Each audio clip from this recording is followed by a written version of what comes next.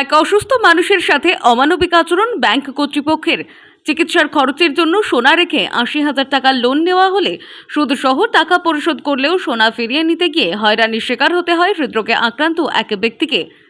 ঘটনায় থানার দ্বারস্থ অভিযোগকারী ব্যক্তি নদিয়ার শান্তিপুর থানার নিকুঞ্জনগর এলাকার বাসিন্দা রঞ্জিত দত্ত। তিনি দীর্ঘদিন ধরে হৃদরোগে আক্রান্ত।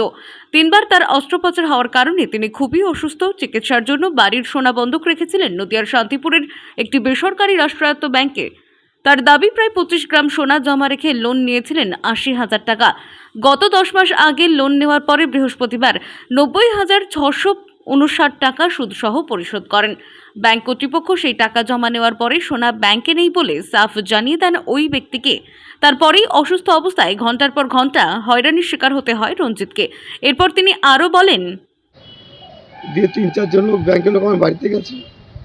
আমার বউ একা ছিল, অনেক রকম কথাবার্তা বলেছে, দিয়ে বলছে কাগজগুলো দিন, আমরা সোনা বাড়িতে এসে দিয়ে যাব। আমার বউ আমাকে ফোন করেছিল, আমি বললাম কাগজ দেবো না, আমি বলেছিলাম কেস করে দেবো। বলছে যা পারবেন করুন। আরও উল্টো আমাকে গরম দিচ্ছে, যদি সোনা ফেরত দিতে হয় কোর্টে গিয়ে ফেরত দেবো, এরকম গরম দিচ্ছে আমাকে। নদিয়া থেকে অরিন্দম চক্রবর্তীর রিপোর্ট, টাইমলেস ডেপিকশন নিউজ।